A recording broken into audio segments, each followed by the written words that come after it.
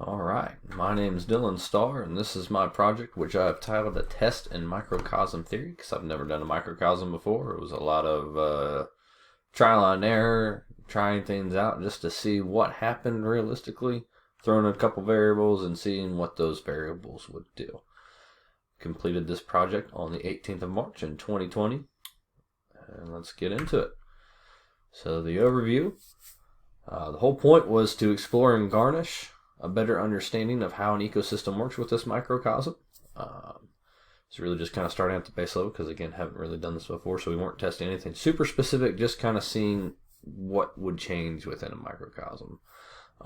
Microcosms, as I found, are very efficient at doing this because you're taking a very complex, large system and putting it into a smaller scale with both in complexity and in actual size. So the observations are easier to make, and the changes, it's easier to see what is causing what changes because there's just a lot less data to do. So you can do it pretty much just by looking versus having to compute, as you would have to do much more so with larger systems, aka the actual world. So the hypothesis I had going into this, that if we place animal matter in the microcosm to emulate decay, we can more adequately replicate what happens in nature, and we will increase the likelihood of success of the microcosm as a whole. So that's one of the things that we added as far as a change to the base microcosm, was we actually added some animal matter in the form of meat to the microcosm so that it would decay. There's a couple different reasons for that we'll get into. Alright, so there you can see the pond from which we took everything that was found in the microcosm minus the food source, or the meat, the animal decay. That was received from my refrigerator. But first we collected water from there. We did all this using a container with a seal cap. I can actually show you right here. I actually have the failed microcosm, which no spoilers, but it has a cap like this. The lid, which we can open now because the experiment is over, pops up like that. When it pops down like that, it has a seal in there that creates a suction around there. It's usually used to preserve grains like rice. It can be used for sugar, flour, etc. And it's used to just preserve everything for a longer period of time as its purpose. So I was like, oh, that would also work for a microcosm, to seal it off from the rest of the world. Not necessarily trying to preserve it, but trying to keep the outside world from getting in. It is also transparent to allow sunlight in. So it's the only way it is not a closed system. Ultimately, I'm sure that there is some exchange of gases between there because it's not like a NASA tool or anything like that. But we did the best we could with some household materials. So after we collected the water in there, which became stirred up, very muddy, very dirty immediately after trying to get the water. That was mostly because we also tried to get soil from the bottom of the pond also in there at the same time, and it just disturbed the entire area, unfortunately. So, but that did not have lasting effects. We'll get into that more later. Afterwards, we created a bit of a landmass to the right. Well, I guess it's a circle. So where we had it situated would have been on the right side of the microcosm for the entire experiment. And in that landmass, we planted plants. We put some eggshell in there, just one eggshell's worth of eggshell, to add a supplement to the microcosm, just to see if there would be another variable, to see if anything would change from that. Further, we also put in the animal matter. That was sort of a last-minute decision of not knowing if there was any animal matter at all in the form of microbes or small fish or anything like that in the water. Other thing to note is we collected this in the middle of winter, so just kind of a different environment and kind of harder to get more life forms in there. So we did that to help simulate another factor that you will find in nature that you wouldn't necessarily find in a microcosm without forcing it. All right, so here's a couple images, a brief overview of not each week, but the general changes that happened as we went through for the 7 weeks. So the first week, you can see the water's very dirty, muddy. So it's right after we created it, and it's good to go. The plant life's all green, good to go. You can see our bratwurst sitting there off in the corner, ripe, so to speak. Then we get to week 2. The Water's become much clearer. Still a little dirty. It's not the cleanest one. It came from a pond, not a water source where there's a lot of moving and fresh water coming through. So we can also see that the consistency of the bratwurst has changed and it's kind of started to flatten out and decomposition has begun. And also had a slightly slimier texture versus the more grainy texture you see in the first picture there. Then we get into weeks 3 and 4. It's harder to see, unfortunately. I didn't realize this till after I'd already sealed it. The sides of the microcosm were a little dirty. Didn't make for great picture taking, but we were still able to observe visually everything that was going on. So at this point, the decaying animal matter had produced a fungal mass that was white, fuzzy. I didn't touch it, but it looked very fuzzy, kind of like cotton almost. And it had started to spread to the leaves of the plant life. So that was another point of putting the decaying matter in there, was to create another consumer, which was planned. Did not plan for it to jump to the plant life. More on that later as well. Then by week 5, it took over everything. It was rather slow at first. We're like, okay, so it's going to get a couple plants. Still surprised everything's still green. That's great. So that's all working out great. There's different respirations going on, etc. But then by week 5, it became pretty clear that the fungal mass was just going to overtake everything. It was getting started at doing that. Also, the water went from being the more clear nature. It started to produce algae. So basically, the water began to become eutrophic.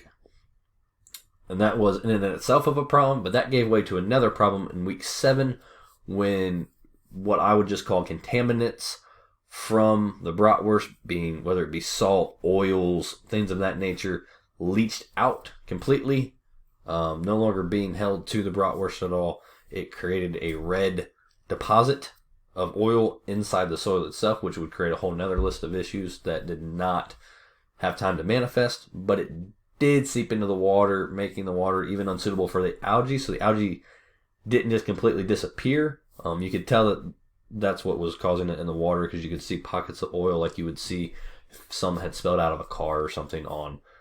We've all seen that in the parking lot, so that rainbow shiny puddle of oil or transmission fluid, whatever it may be. Well, that happened from the bratwurst. That was seen in the water sources that we had in this microcosm, and the algae dispersed and started to cling to the side of the walls, trying to escape the contamination. So such a pollutant that it could not even be tolerated by algae, which was already making the water eutrophic. So just all points of failure.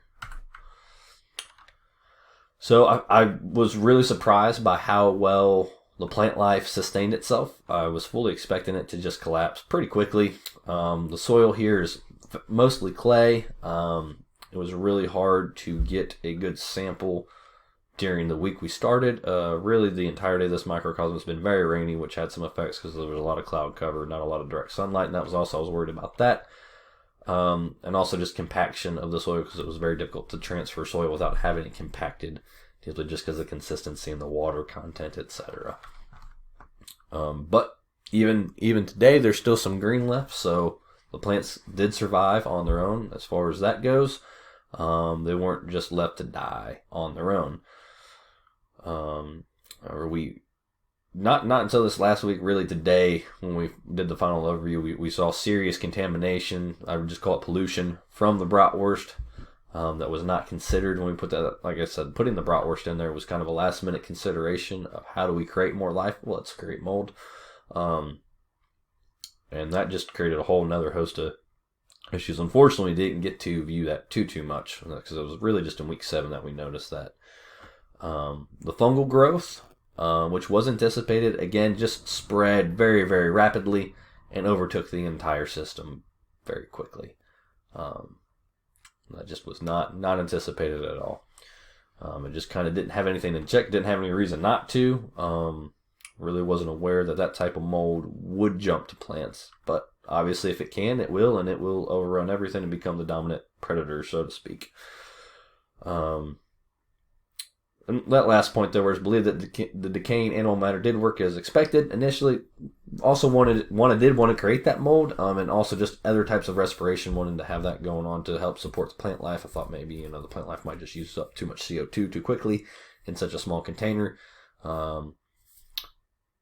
However, it just had the opposite effect in the long run.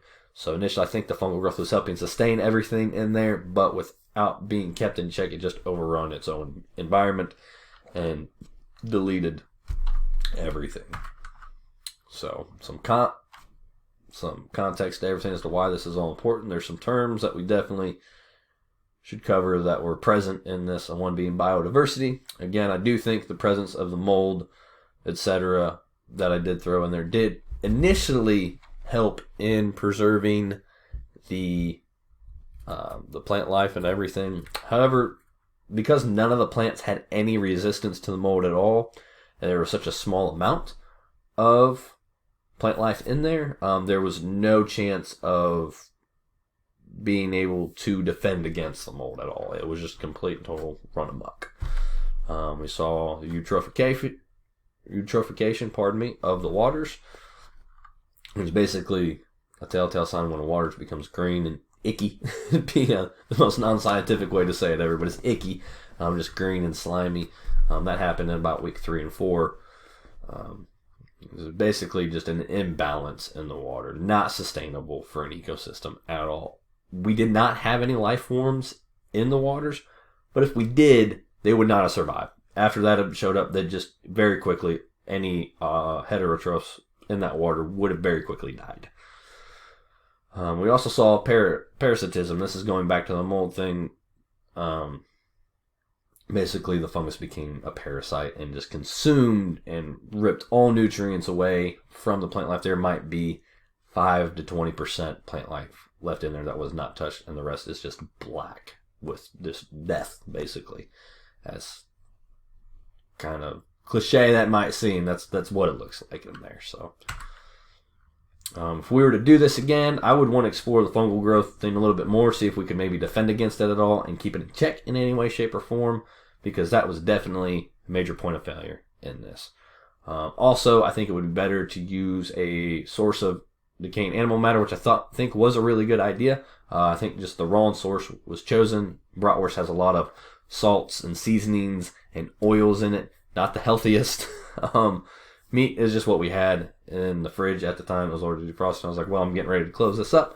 Let's use that. It's there. Let's try it out and see what happens. But I do think not considering those factors did play a serious role. So just using a different source for that decaying animal matter simulation would be something to consider in a second run of this experiment with this microcosm.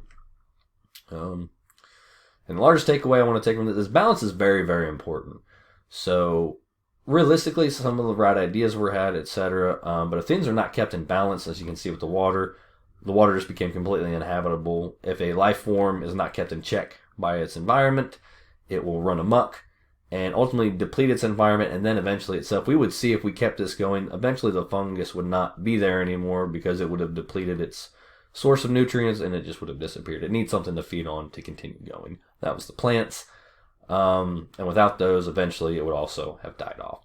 So we can take lessons from that ourselves because we have a habit and a tendency to just absorb all resources as we go and not think too much about the consequences because we can just move on. But eventually we can't move on.